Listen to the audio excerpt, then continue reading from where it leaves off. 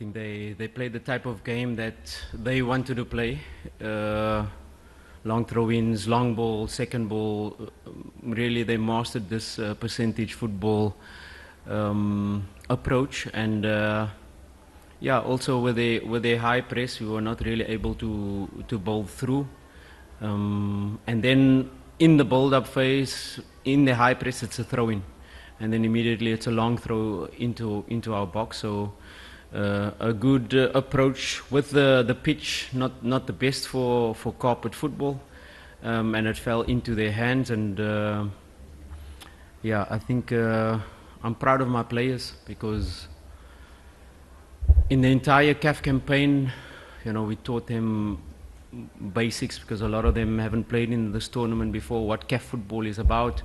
When you travel away from home and when you come home, and we've managed to build ourselves up to still dominate away from home, like we did Al Masri, with higher possession, 65%, better XG, 2.5 XG, more shots on target, only allowing the opponent 1 or 2 shots on target. So we've built ourselves up to that, so we can dominate on all aspects with the ball. And today my team showed a different side to them. They showed a face of, if the going gets tough, we can fight. We can then manage the game, like I mentioned before, this CAF environment away from home. And like I said, Stellenbosch got us to play the game they wanted, and congratulations to them for reaching the semi-final.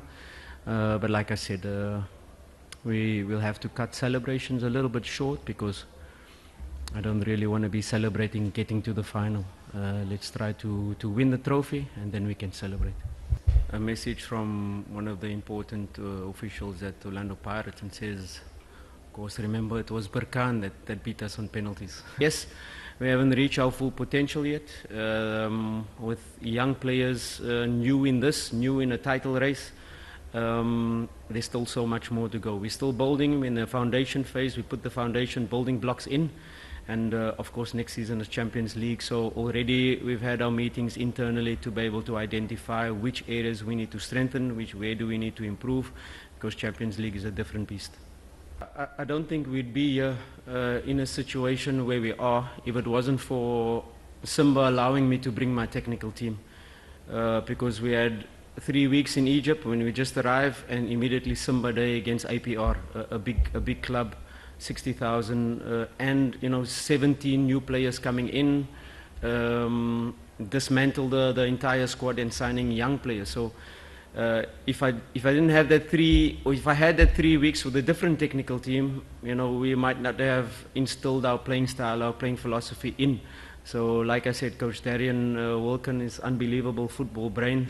And he'll definitely be one of the best head coaches in South Africa in future. And then, of course, I can go through Ridar Burdien in terms of experience in Africa, coaching national teams from the fitness side. Coach Durrell from Swallows last season doing our rehab.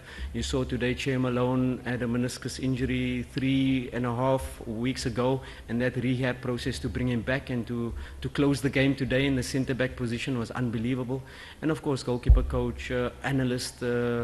It was very important that from the Maritzburg technical team, we went to Raja together, so it was plug and play when we went to Simba.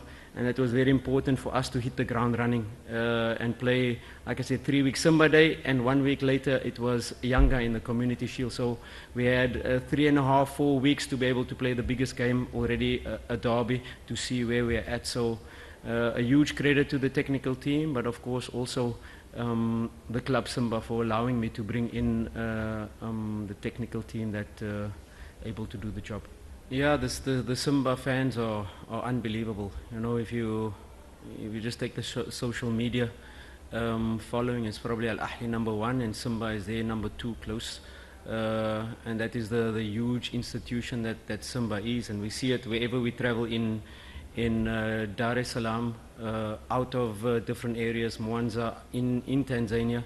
It's always a full crowd. It's always a huge reception at the airport, and it's not a surprise because they warned me that if we had to play in Johannesburg, we probably would have had more, but a lot of them had to travel down, and it was not only Tanzanians, it was the East Africans that came and gave us the support.